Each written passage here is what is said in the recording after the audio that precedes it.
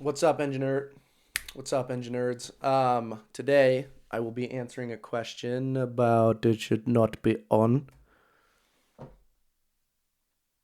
right, we're restarting. Hopefully, I remember to edit that part out. Sorry, the speaker was on basically. So, anyways, what's up, engineered back? Today I got a question that relates really specifically to like me and what I did. So, honestly, this video is not going to be for most people, and that's fine. It's going to be pretty specific on people who are looking to get into general contracting industry or like the engineering industry and studying maybe civil engineering or architectural engineering, structural engineering, or that kind of world. So it's a pretty specific topic. But so if I lose, if I lose you and you wanted to see my movie review, I'm sorry. Those will be coming soon. I actually have gotten a lot of messages about that, so I do need to do that. It was an idea, but now I actually have to do it, and I don't know how to do it because I don't know if I want to like watch the movie do it or just talk about it. Anyways, I'm losing it. Let's get into the question because it was pretty specific to exactly what I do, and it's obviously something I'm passionate about, and I went through it, so I want to share it. So for today, Sophia said, "Hey, I'm about to start my second year as a civil engineering student. I've already joined a few engineering organizations, but everyone keeps telling me different things about what I should be doing outside of class. I've been told that internships should be my main focus during sophomore year. How much should I actually be prioritizing internships right now? And what does the typical timeline look like for things like an internship, networking, and exams? I am most interested in structural and construction engineering, but I still want to explore the other areas of civil engineering before committing. What's the best way to figure out which area is the right fit for me? Thank you." Um, Great question. I wish I knew where you went to school because sometimes that kind of because I know a good amount about different schools and how they kind of work. But very generally, engineering majors, I think a bird just flew in my window. Anyways, engineering majors have 4 years, sometimes five years of school in which they get their degree. Duh. Anyway, sorry. And so obviously you have summers, and I'll just tell you what I did. Personally, my freshman and sophomore summer, I was basically a laborer for a small general contractor. So I was doing basically just laboring tasks, drywall, stucco, digging holes by hand.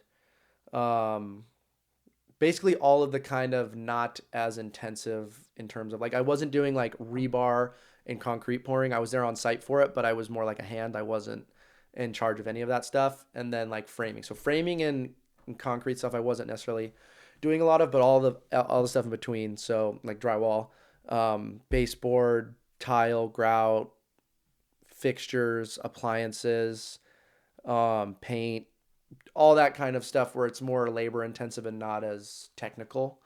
Um, and so I did that for 2 summers. And then my third summer, I was with a contractor, um, a general contractor. We were working on a school. It was like a summer sprint, so it's like all hands on deck, which was great. And that's something I'm going to touch on is the intensity of what I was doing. And then graduated and then started my job basically.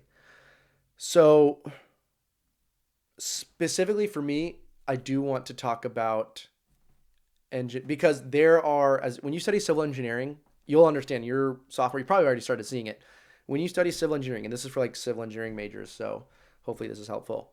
Half of your no 70% of your peers in your class will go into becoming a general contractor, and then 30% actually get into the design side of like actual engineering.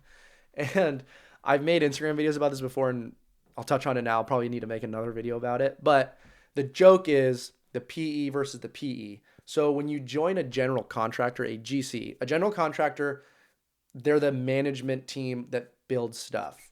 So I guess we can kind of touch on that because you probably know about this already, Sophia. But just to clarify, there's a project, there's an owner.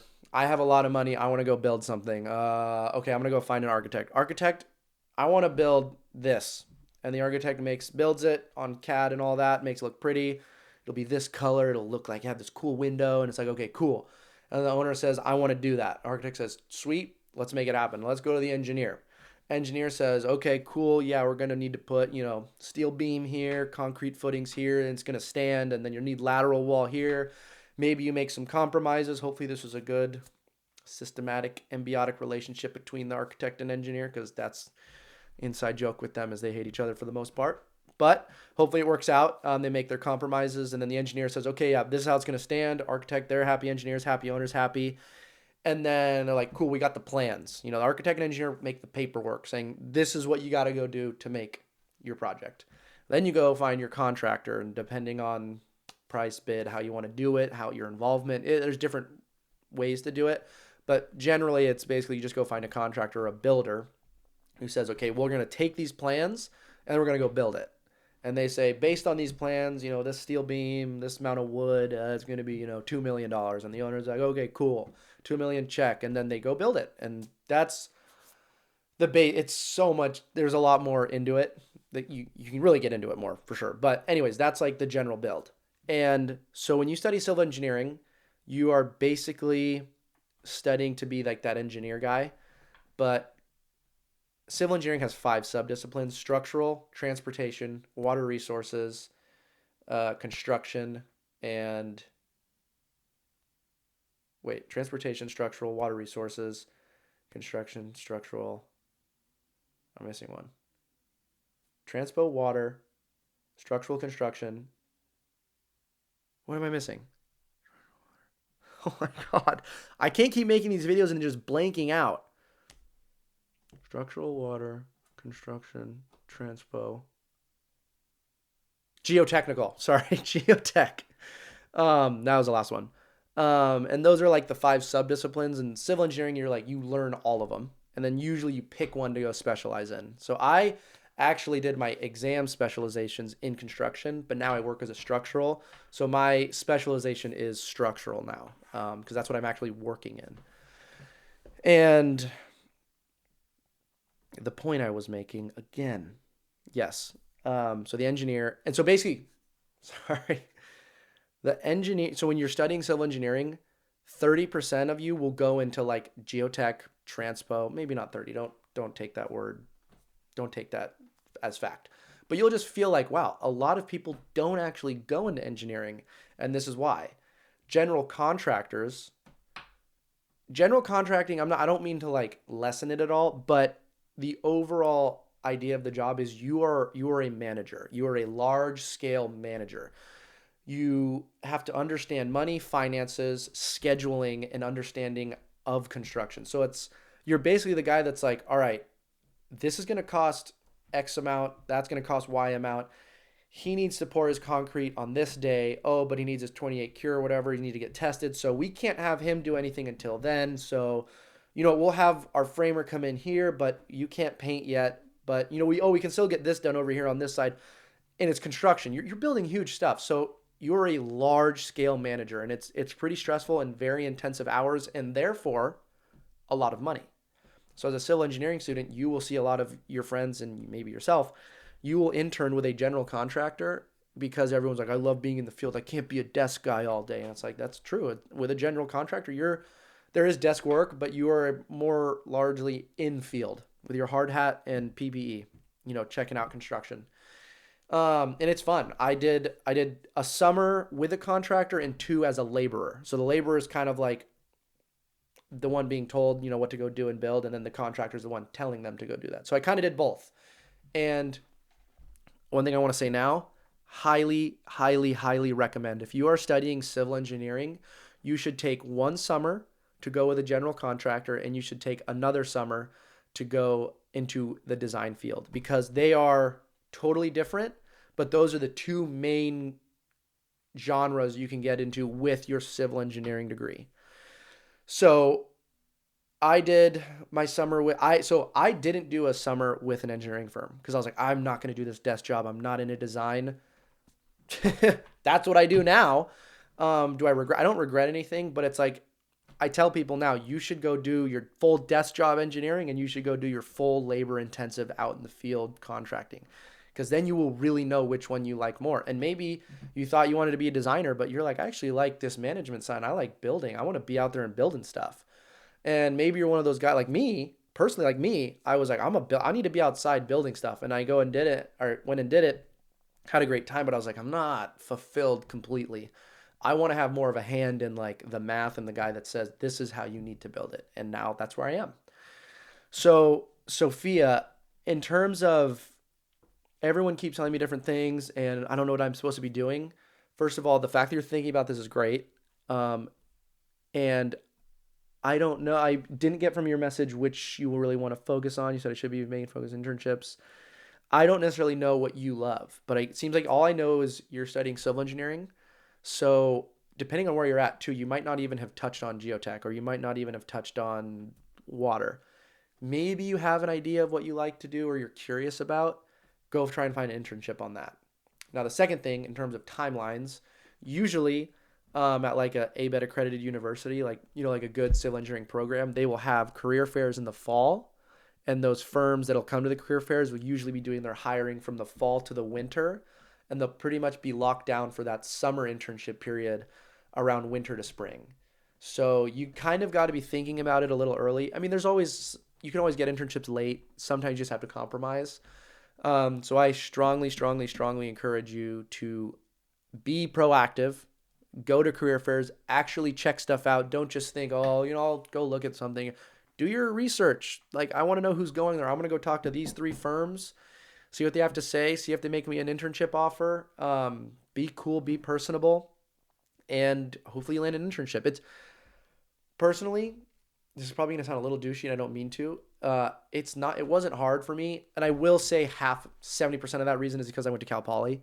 They are a great program and they do an incredible job of bringing in top talent firms, companies into their school and talking to people and talking to the students. They do a great job with that. So just being there already puts you in great shoes.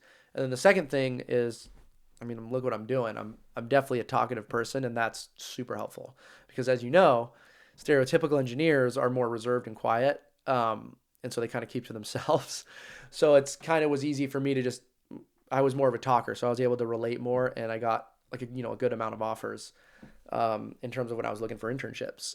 And this question I want to keep to like the early stages of college. There's a second stage of, locking in like later internships to maybe get full-time offers or, discussing payments and how to get paid and all that. I definitely have some good experience with like your contract and all that and how you're going to get into it. So I'll do that for a later episode. But for now, that seems like you kind of want to know about the timeline, Sophia. So I want to help you.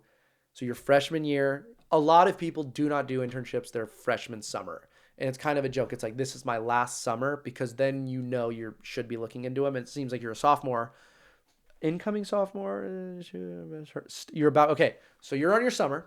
You're about to start your sophomore year. You're perfect timing for this. So I hope this catches you before your sophomore fall quarter, fall semester, whatever it is. When you get back to campus, just be ready. I don't know where you go or your program, but there should be some form of career fair. And if there's not, if your school just doesn't do any of that, then fall quarter is when you need to be proactive and go look at what you want to do. So, for example, especially because you're a civil engineering student, which one do you like more? Do you like the building or do you like the in-office side? Pick that one for your first one. So pick whichever. It doesn't matter. Whichever one you can really get locked down. So maybe you're kind of like, oh, I'm curious about construction and I have an uncle that works for whatever. Go talk to your uncle, get that resume in and kill your interview and just see if you can get an internship offer. And then do some research. Go find companies you're like, this looks cool, or okay, their home base is close to where I live at home, so that'd be a good spot to work. Or, oh, this company builds hospitals. I really want to build hospitals. I'm going to go apply there. Do your research. So many people just kind of, oh yeah, I'll go when the career fair comes. And then it's like they get there and they're like, well, that company has a cool logo. I'm going to go talk to them. And you can be so ahead of all of this if you just do a little bit of research. Don't be lazy. So go do a little bit of research in your fall, reach out, email, pester. You really need to like get out there. And that should set you up in a perfect spot because at the end of the day, it is a job. It's an internship. You're not just going to roll in and they're going to pay you $200,000 and then let you go at noon every day. That's just not going to happen. You're probably going to have to do hard work, but it's all part of the experience. You're going to learn stuff. You're going to learn what you don't like. And that's the best part. The best part is not understanding what you like because you have general tendencies. The best thing is knowing what you're like, oh, I don't like this. Before my GC internship, I was like, I love building. As I said in the previous episode, like I love just tinkering and building with wood and nails. And like building a school, that sounds awesome. To put my name on that, say I built this, that's awesome. And then I did it, and I was like, I'm not building. I'm telling people what to do, and I'm managing it, which is cool, and very valuable. Those guys are crucial players, and when stuff gets built, and a huge safety, like you need to. Those guys are important. GC, very important. Everyone involved in construction is incredibly important. Incredibly important, except architects. I'm just kidding. I'm just kidding. But everyone's important, and you have to understand what you don't like. And so for me, I was like, I thought I was gonna love it, and I ended up being like, it's cool, and I make good money, but I had to really look into my soul and be like, I actually don't really like this. I want to be the guy that does the math and says this is why it's gonna stand. I'm not gonna be the guy that says, okay, do this, this, and this, and then it stands. I want to tell everyone, hey, you have to do this because that's what's gonna make it stand, and that was where I found my fulfillment. And I would not have known that if I didn't go do this internship. So be proactive, look into these sort of things, and I think it'll be really beneficial for you, especially being a civil engineer, because those are the two general fields. And I always recommend to people now, oh, like, should I be looking at internships? Hey, do one in construction and then do one in design. And with the design side, because we kind of talked about construction, as a civil engineer, 5 subdisciplines, you kind of want to, maybe you do 2 summers in design where it's like, I'm going to do geotechnical internship and then I'm going to do a structural because they're different. And you're like, I'm going to join this firm, and we did soil testing and, the bearing pressure of the soil. And it was sick. And I just went out to site, took a scoop, or not a scoop, but a sample of dirt. Sorry, not dirt, soil. Took a sample of soil, went to the lab, tested it, and then made a report, sent it out. And I loved it. And then maybe that's what you get into. And then, or maybe you hate it and you're like, I don't like this. I'm going to go, I like water. And you go join a water firm and you make some sleuth gates or something, and you're like doing pipelines and like the drop of slope for all that and the pressure. And you're like, this is awesome. I love it. And you stick with that. Or maybe you find out you hate it and you don't want to get into that field. All of this attributes to what you want to do in life, and understanding what yourself. The only way you can understand yourself is putting yourself into situations in which you learn about yourself. And learning about yourself is how you understand yourself. So I highly recommend that. But you're a sophomore, you're the perfect time to be asking this question. When you get back to school, start doing your research, looking at companies, firms, what you maybe want to do, locations where they're located at. Maybe if you want to move, maybe out of state, maybe you don't want to move, you want to live at home. Now's the time. And then I just want to make sure I kind of touched on everything. I've been told it should be main focus. Okay, yeah, so I touched on the timeline, I think, so that should be helpful. Networking and exams. Networking and internships go hand in hand. Like talking to firms and learning people, that's networking. And then, talking to your uncle about what he does and having him put your resume in, or your aunt, same thing. That is networking, because nepotism helps everywhere. Any field, if you have an uncle or somewhere you can get your resume in, it's huge. And exams, I mean, that's during school. I don't know if you're talking about like license exams, like FEPE. If you are, again, I'll touch on that on like a junior senior timeline, on your like license tests. So you don't got to worry about that during your sophomore year, because you're still learning not basic principles, but you're not learning stuff necessarily for that test yet. I mean, you are. Everything you're learning is for that test, but you don't have to stress about it yet. You'll stress about that junior senior year. You said I'm more interested in structural and construction engineering. That's exactly what I did. So yes, perfect. Go join a GC, Sophia, and then go join a structural firm a different summer. And that will seriously help you. And I still want to explore other sides of civil engineering. Yeah. Okay. I think that's good then. Do your GC summer, do a structural summer. And the education that you're getting should kind of touch on your geotech, your transpo, your water, and stuff like that. And you'll kind of get your foot wet in those, not the industry, but the math. And because all that really matters is, do you like that math and that process and solving those types of problems? Because personally, I do not enjoy solving transportation problems. Not to hate on transpo, like, dude, when you take a transportation class, you actually understand like, holy crap, these guys are lifesavers because they're calculating, just the berm on a ramp. Dude, if that thing was just a little more pitch, cars would be flying off, people would be dying. So they are saving lives every day. So got to respect those guys. But I just didn't find fulfillment in it, and I didn't really enjoy the math. Structural, I love. I totally find fulfillment. I love being like, oh yeah, like building this house, and you can put this here and have this huge cantilever for this big window. I love it. I love it. So you'll find out what you like through some education, and then obviously you can get into your structural stuff. And the last point I would like to make, because again, this whole reason I'm doing this is to share experiences. Big, small, and medium companies and firms. This is something that you need to take into account. For me personally, it was actually a huge deciding factor of where I went. There's huge firms and contractors and design agencies that are like global, international, maybe just in the States. And some people love it because you have pretty good job stability. You can be like, I want to go from New York to San Francisco. And they're like, oh, we got a place there. We can transfer you. And then you get to touch on projects, all over the world. And so there's some people that love that. And then there's also like, it's such a big company. There's so much company money that, the firm takes us out for lunch. They do parties, bowling stuff. We do a Christmas party. That's what you get with like a big firm, and usually a little bit bigger of a paycheck. But then, sometimes maybe the hours are longer and a little bit more because you're kind of more part of the machine. But some people love that. The stability, the big group of people that you're around every day. That's like a big firm.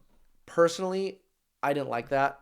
I remember, not to like bash anyone, so I'll just, I interned and, sorry, not an intern, but interviewed with some large firms. And when doing so, I was like, I don't want to be here. This is too big for me. I like seeing my impact like locally. So I was like, I'll stick to medium and small.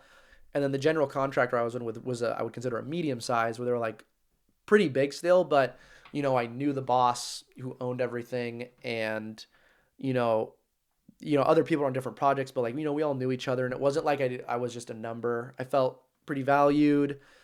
Hours were still pretty long, but the projects were local. I could see the change I was making, and I like that. And then you still kind of get the office parties and stuff like that, which I valued. But now I work with a really small residential structural design firm, and that's my favorite because it's like I see a project start to finish. My office is small. I have my favorite part is having a lot of responsibilities. I love it. Keeps me active. Brain's always going. I love the small firm. So, Sophia, one thing you need to figure out sooner than later is, do you like the small, do you like the big, or do you like the medium-sized companies? Because that will narrow down where you want to apply. And maybe you want the big firm where you can travel and, there's company days and you do like conferences and stuff. Maybe you want to do that. Maybe you just want to stay really local, only have a couple, peers and that like you work with, and you're kind of more small scale, but you just value that work. So figure that out, because that's a huge part of your future, and knowing which sector and that in terms of size you want to be in is really helpful, because if you take a compromise in terms of money or the job, if you're with a size that you like, it'll be really helpful. Kind of a weird part of advice and something I noticed, but I think it was pretty valuable, knowing what size of a company you want to be with.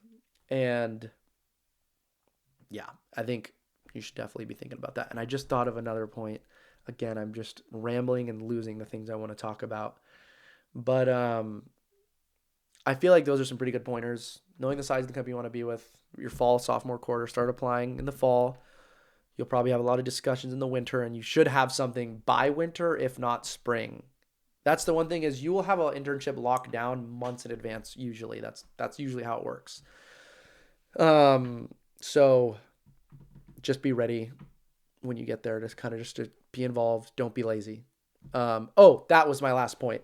When you do have an internship or you're with a company, so I wanted to touch on this earlier. I got lucky because my like first day on site as a laborer, I think my position was like a junior superintendent basically. But it was like a small firm, so we're getting our hands dirty. The real superintendent had a heart attack, and then the other one got in a car accident. So the two people I was going to be like learning from were basically just kind of out of the game for the summer. And it was basically like, hey, Alex, you got to figure it out. Hey, we're going to have, the office was like, hey, we're going to have, concrete guy there on site. Make sure there's this, make sure this is clean, make sure the homeowner gets that out of the way. And, make sure the inspector finds the spot, like, all that stuff. And I loved it. I loved it because I was like, okay, I do the best under pressure. And I was under pressure basically. And so I was like, this is awesome. This is perfect. This is exactly what I want. And every day I was stressed, but stress is beneficial. I'll talk about that later, but it was good stress because I was doing something with purpose, and it made me do it with vigor. And it was great because I went home every day tired and accomplished. And that was the best feeling. I do hear of a lot of people that get in internships and it's like, they don't really have much for me to do. I'm kind of just there. They let me bug out at one or two. If you get into one of those, it's a bummer. And one thing I would like to harp on is when you get to your internship, go make it known to your supervisor that you are there to not only learn, but you are there to do.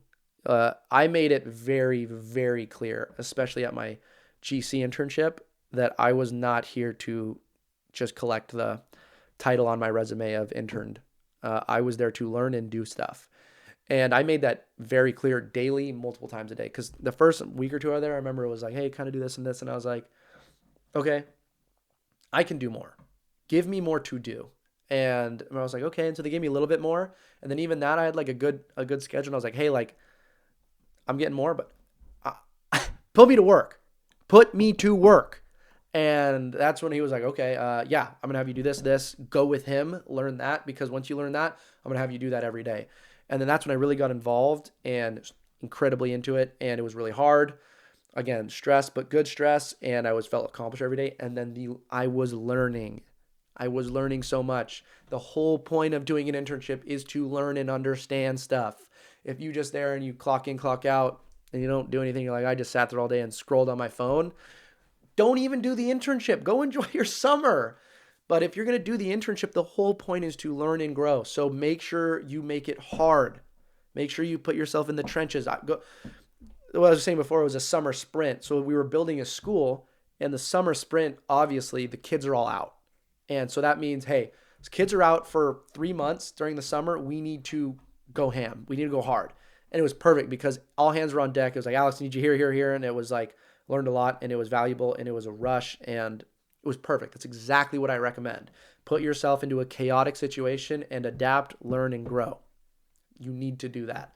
And it'll reveal stuff about you. You'll learn if you like it, if you don't. And that is the whole point of doing an internship. So, Sophia, I hope that was helpful. I wish you the best of luck in your future internship and your future career. And anyways, glad that you are on the engine nerding path. And until next time. Thanks, guys. Appreciate it.